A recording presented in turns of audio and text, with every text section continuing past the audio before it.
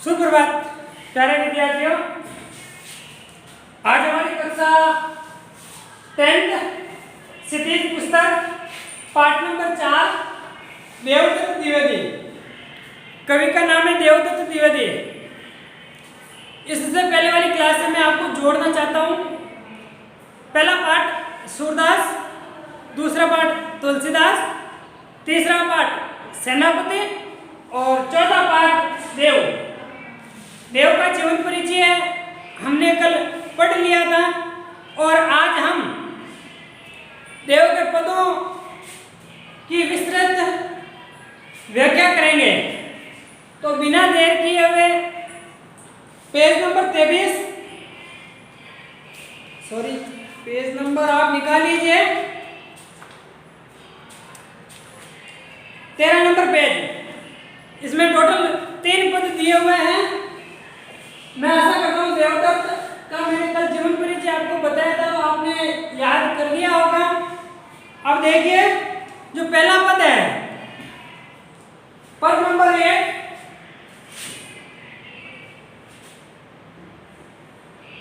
श्री कृष्ण। पद 1 में श्री कृष्ण के राज श्रृंगार का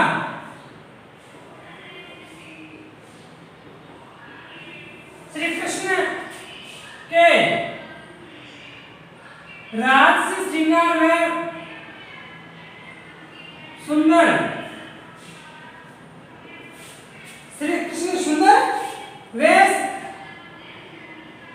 वेशभूषा का वर्णन किया गया था। पहले में श्री कृष्ण भगवान एक राजा के समान लग रहे हैं। बालक कृष्ण भगवान की एक सुंदर राज श्रृंगार, जिस प्रकार राजा श्रृंगार करता है वैसा श्रृंगार किया हुआ और सुंदर वेशभूषा का वर्णन किया हुआ है। तो देखिए, पायनी नुपुर मंजू बजे, कटे किंकिनी में धुनी की मधुराई। कृष्ण भगवान, पायनी का मतलब पैरों में, नुपुर यानी पायल या पाजेब या कहो आप घुंघरू, मंजू का मतलब होता है सुंदर, बजे यानी बज रहे हैं। श्री कृष्ण भगवान के राज से श्रृंगार का वर्णन करते हुए देव कह रहे हैं कि कृष्ण भगवान ने पैरों में पायल पहन रखी है और पायल सुंदर बज रही है, अर्थात मनमोहक तरीके से वो आवाज कर रही है। कटे किंकिनी, कटे यानी कमर, किंकिनी यानी कंदोरा या करदनी, कमर पर बांधा जाने वाला आभूषण में धुनी यानी ध्वनि यानी मधुर ध्वनि की मधुराई यानी मधुर, और कमर पर कृष्ण भगवान ने कंदोरा पहन रखा है जिनकी मधुर ध्वनि निकल रही है। सांवरे यानी श्याम वर्ण के अंग यानी शरीर, लसे यानी सुशोभित है, पट यानी वस्त्र, पीत यानी पीले। श्री कृष्ण भगवान के सांवले शरीर पर पीले रंग के कपड़े शोभायमान है। यानी हृदय, फूल से यानी आनंदित है। बनमाल यानी वन में जो फूल है उन फूलों की माला सुहा यानी सुंदरता बढ़ा रही है। श्री कृष्ण भगवान के हृदय पर वन के फूलों की माला है जो अत्यधिक सुंदर लग रही है। माथे किरीट, माथे यानी मस्तक पर, किरीट यानी ताज पहना हुआ है कृष्ण भगवान के मोर पंखों का। बड़े दृढ़ चंचल, दृढ़ यानी आंखें, बड़ी बड़ी आंखें, चंचल यानी चंचल, बड़ी बड़ी आंखें चंचल है। मंद हंसी, मुख यानी मुख ऊपर जो हंसी है, कृष्ण भगवान के मुख के ऊपर जो हंसी है। चंद यानी चंद्रमा, जुने यानी चांदनी, चंद्रमा की चांदनी, मुख रूपी चंद्रमा पर मुस्कान रूपी चांदनी विद्यमान है। रूपक अलंकार का प्रयोग किया गया यहाँ पर। इसका मतलब है श्री कृष्ण भगवान की जो हंसी है ना, वो चंद्रमा की चांदनी रूपक में वर्णन किया है, रूपक के समान है। चंद्रमा, मुख रूपी चंद्रमा पर मुस्कान रूपी चांदनी विद्यमान है। जय यानी कृष्ण भगवान की जय हो। जग मंदिर यानी जग रूपी मंदिर, दीपक सुंदर। जिस प्रकार एक मंदिर में दीपक रखने पर, एक मंदिर होता है, मंदिर में दीपक जलाने पर पूरा मंदिर क्या हो जाता है, प्रकाशमान हो जाता है। उसी प्रकार इस संसार में कृष्ण भगवान के रहते हुए कृष्ण भगवान ने कृष्ण भगवान जो रूपी दीपक है उससे सभी लोग लाभान्वित हो रहे हैं या शोभाशाली पा रहे हैं। श्री ब्रज दुल्हे देव वर्णन करते हैं। ब्रज दुल्हे यानी ब्रज के दुल्हे के समान श्री कृष्ण भगवान शाही यानी सबकी सहायता करते हैं। इसमें कृष्ण भगवान के रात से देखो पैरों में पायल सुंदर आवाज कर रही है, कमर में कंदनी है वो भी सुंदर आवाज कर रही है। कृष्ण भगवान के सांवले शरीर पर पीले वस्त्र सुशोभित है, हृदय पर वन के माला प्रसन्नता का आभास करा रही है, माथे पर ताज विद्यमान है, बड़ी बड़े आंखें और मुख रूपी चंद्रमा पर मुस्कान रूपी चांदनी विराजमान है। कृष्ण भगवान की जय हो। जिस प्रकार मंदिर में चारों तरफ दीपक के प्रज्वलित होने पर अंधकार भागकर उजाला हो जाता है, उसी प्रकार कृष्ण भगवान सबको आनंदित महसूस कर रहे हैं और इस कृष्ण भगवान की जय हो जो सबकी सहायता करते हैं। ये पहला पद था। दूसरा पद देखिए, इसमें आप बात की जाए अगर काव्य शास्त्र की तो सवैया छंद का प्रयोग किया गया है। इसमें कौन सा छंद है? सवैया छंद का प्रयोग। कृष्ण भगवान के राज श्रृंगार का वर्णन, ब्रज भाषा का प्रयोग हुआ। इसमें अनुप्रास, उपमा, रूपक अलंकार का प्रयोग किया गया है। अनुप्रास, उपमा और रूपक अलंकार तीनों का प्रयोग किया गया है। अनुप्रास अगर बात की जाए तो कट्टी किंकनी के वर्ण की आवृत्ति बार बार हो रही है, तो ये हो गया।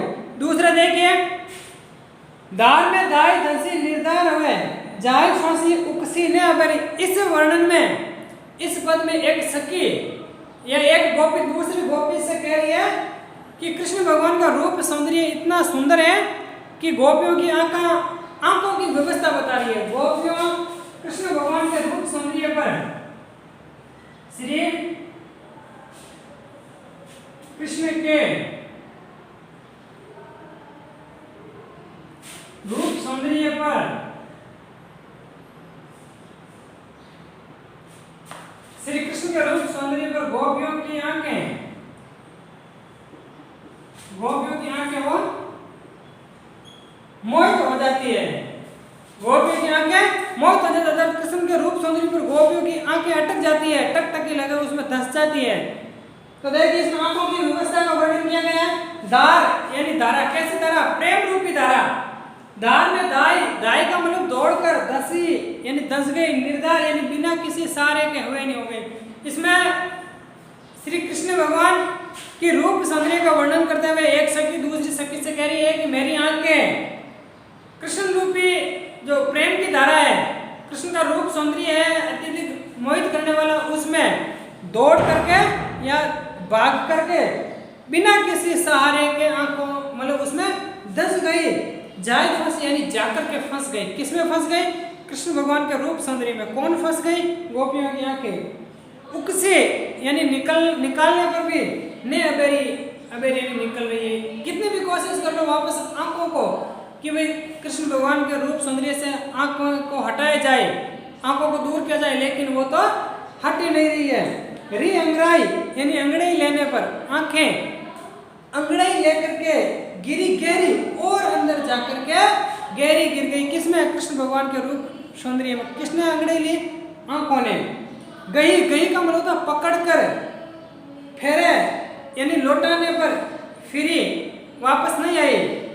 ओ गिरी नहीं गिरी यानी उस आंखों को पकड़ करके वापस घेरने की कोशिश की, वापस लाने की कोशिश की, अर्थात रूप सौंदर्य से जो आंखें मोहित हुई उसको हटाने की कोशिश की, लेकिन वो हट ही नहीं रही। वो तो और अंदर वो और उस रूप सौंदर्य पर डूबती जा रही है। देव को जो अपनो बस ना, देव कह रहा है, देव के अनुसार गोपियां कह रही अब हमारा इन आंखों पर बस नहीं है, यानी इन आंखों पर अब हमारा कंट्रोल नहीं है। रस लालच, लाल का मतलब होता है कृष्ण भगवान। चिते हुई चेरी यानी हो गई दासी। गोपियां कह रही है कि मेरी आंखें कृष्ण भगवान के रूप सौंदर्य की दासी हो गई, दासी बन गई। रस लालच लाल चिते बई चेरी, चिते यानी हो गई, बई चेरी यानी गोपियां कह रही है कि हमारी आंखें कृष्ण भगवान के रूप सौंदर्य की दासी बन गई। बेगी बूढ़ी गई पखियां, बेगी का मतलब जल्दी, बूढ़ी यानी डूबना, पखी यानी पंख। ये आंखें है ना, गोपियां कह रही है हमारी आंखें हैं वो मधुमक्खियां बन गई। आंखियां मधु यानी शहद की मक्खियां भई यानी हो गई मेरी। इसके कहने का मतलब है कि जिस प्रकार मधुमक्खियां शहद में अपने पंख रखती है, मतलब जिस प्रकार मधुमक्खियाँ शहद के ऊपर बैठती हैं और शहद में उनके पंख चिपक जाते हैं और फिर वो वापस कितनी भी कोशिश करने के बाद बाहर नहीं निकल रही है, उसी प्रकार गोपियाँ कह रही कि हमारी आंखें कृष्ण के रूप सौंदर्य रूपी शहद में डूब गई, जो अब कितनी भी कोशिश कर लो वापस निकलने का नाम ही नहीं ले रही, अर्थात हटने का नाम ही नहीं ले रही। जिस प्रकार मधुमक्खी के पंख शहद में डूब जाते हैं और लाख कोशिश करने पर भी वो नहीं निकलते हैं, उसी प्रकार हमारी आंखें भी रूप सौंदर्य कृष्ण भगवान के रूप सौंदर्य में इस प्रकार अटक गई कि हम कितनी भी कोशिश कर लो, वापस निकालने की कोशिश कर लो, लेकिन वो निकलने का नाम ही नहीं ले रही है। तो ये आज तुम्हारे दोनों पद हो गए। इस पद में देखिए काव्य शास्त्र की बात कीजिए, अनुप्रास अलंकार हो गए, इसमें भी दार में दाई दे दे अनुप्रास अलंकार हर पंक्ति में मिल जाता है। अनुप्रास यमक अलंकार हो गया, यमक अलंकार कहाँ हुआ, अंखियाँ, मतलब गोपियों की अंखियाँ रूपी जो मक्खियाँ हैं मधुमक्खियाँ, यह रूपक अलंकार हो गया। उपमा अलंकार भी हो गया, यानी मधु कृष्ण भगवान के रूप सौंदर्य को किसके समान बताया, मधु के समान।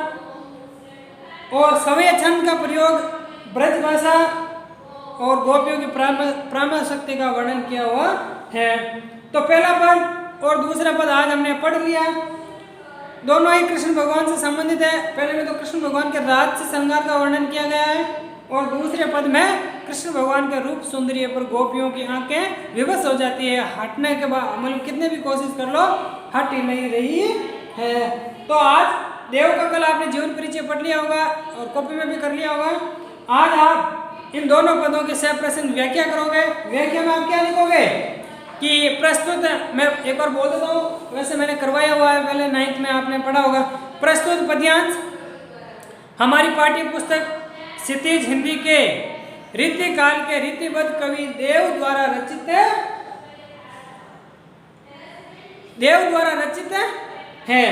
इसमें कृष्ण भगवान के राज से श्रृंगार और सुंदर वेशभूषा का वर्णन किया गया है। पहले में तो यह प्रसंग है और दूसरे में प्रसंग है, इसमें श्री कृष्ण भगवान के रूप सौंदर्य पर गोपियों की आंखें विवश हो जाती है, अर्थात मोहित हो जाती है, इसमें यही है।